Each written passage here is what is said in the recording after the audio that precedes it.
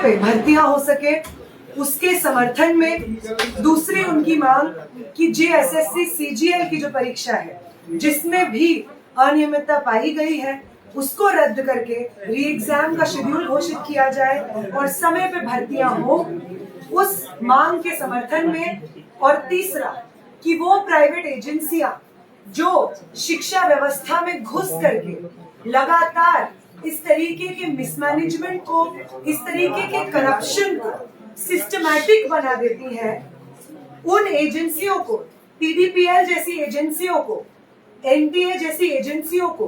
तुरंत रद्द करके इन परीक्षाओं को कराने की जिम्मेदारी सरकारी संस्थानों को देनी हो ताकि जवाबदेही सीधी सरकार से ली जा सके। ये तीन मांगों के समर्थन में आज हम लोगों का मार्च निकल रहा था बिरसा मुंडा चौक से। उस मार्च के दौरान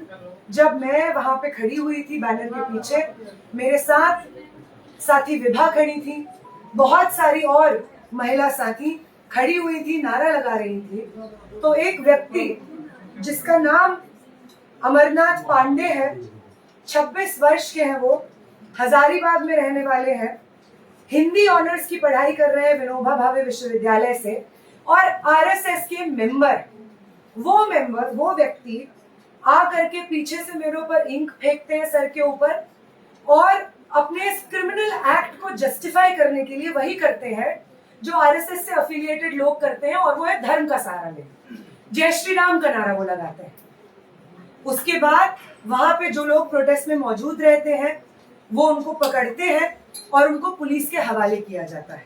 इस वक्त वो पुलिस थाने में ही है, उनका डिटेल्स लिया जा रहा है, उनसे बातचीत जारी है। इस तरीके की हिंसा जो आरएसएस और भाजपा के लोग लगातार छात्रों के आंदोलन को कमजोर करने के लिए करते आए हैं, इसके खिलाफ मैं यहाँ से बात रखना चाहूंगी। वो लोग जो क्लेम कर रहे हैं कि झारखंड में जो छात्र आंदोलन चल रहा है जयपाल सिंह मुंडा स्टेडियम में, वो हम चला रहे हैं, राइट विंग चला रहा है, भाजपा चला रहा है और यहाँ पे हम किसी और को एंट्री नहीं देंगे, वो लोग उन्हीं मांगों के, वहां पे जो अभ्यर्थी हैं उन्हीं छात्रों की मांगों के बेसिस पे जब हम एक मार्च निकालते हैं तो सवाल पूछना चाहेंगे हम उनसे कि क्यों आपको ये जरूरत महसूस होती है कि आप उस मार्च को डिसरप्ट करने के लिए वहां पे हिंसा करने की कोशिश करें। अगर आप छात्रों के आंदोलन के साथ खड़े हैं और सिर्फ अपनी राजनीति की रोटियां नहीं सेक रहे हैं तो आपको इस तरीके के मार्च से कोई प्रॉब्लम नहीं होनी चाहिए जो हम निकाले हुए थे, क्योंकि उसकी सारी मांगे उन छात्रों के समर्थन में थी जो छात्रों की मांगे इस वक्त जयपाल सिंह मुंडा स्टेडियम में छात्र रेस कर रहे हैं। बहुत सारे अभ्यर्थी जयपाल सिंह मुंडा स्टेडियम से हमारे इस मार्च में शामिल हुए थे। झारखंड भर से अलग अलग जिलों से स्टूडेंट्स इस मार्च में शामिल हुए थे, अपने शिक्षा के मुद्दे, रोजगार के मुद्दों पर आवाज उठा रहे थे। फिर क्यों जरूरी लगता है बार बार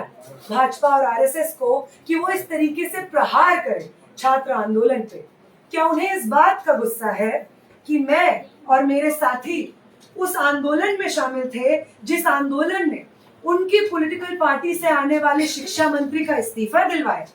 क्या ये बदले की भावना से सुचारू रूप से वो जिस तरीके से ऑनलाइन महिलाओं को पकड़ पकड़ के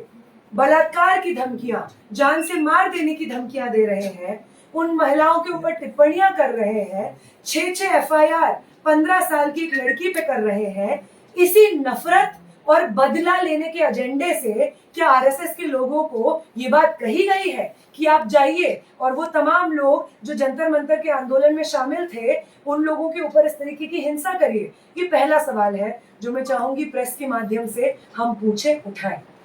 अगली जो चीज है जिसमें हम बात करना चाहेंगे वो ये है कि वो पॉलिटिकल पार्टीज जिन्होंने पिछले महीने में जो हमारा छात्र आंदोलन चल रहा था धर्मेंद्र प्रधान के इस्तीफे के लिए, उसमें अपनी एकजुटता जाहिर की, समर्थन जाहिर किया, हम एक्सपेक्ट करते हैं कि वो पॉलिटिकल पार्टीज जो इंडिया अलायंस से हो सकती हैं, जेएमएम हो सकता है, अगर वो हमारे छात्र आंदोलन का समर्थन कर रहे थे तो उन्हें जयपाल सिंह मुंडा स्टेडियम में जो छात्र संघर्ष कर रहे हैं, उनकी मांगों को भी मानना होगा, ताकि वो ये फर्क दिखा सके कि छात्र विरोधी भाजपा सरकार के खिलाफ हम सब संगठित क्यों हैं, और छात्रों के हित में अगर वो सही मायने में है तो छात्र आंदोलन जो झारखंड में चल रहा है उसकी सभी मांगों को यहाँ पे झारखंड की सरकार माने। ये हम आखिरी बार मीडिया के माध्यम से सरकार तक पहुंचाना चाहेंगे। नेहा जी, एक सवाल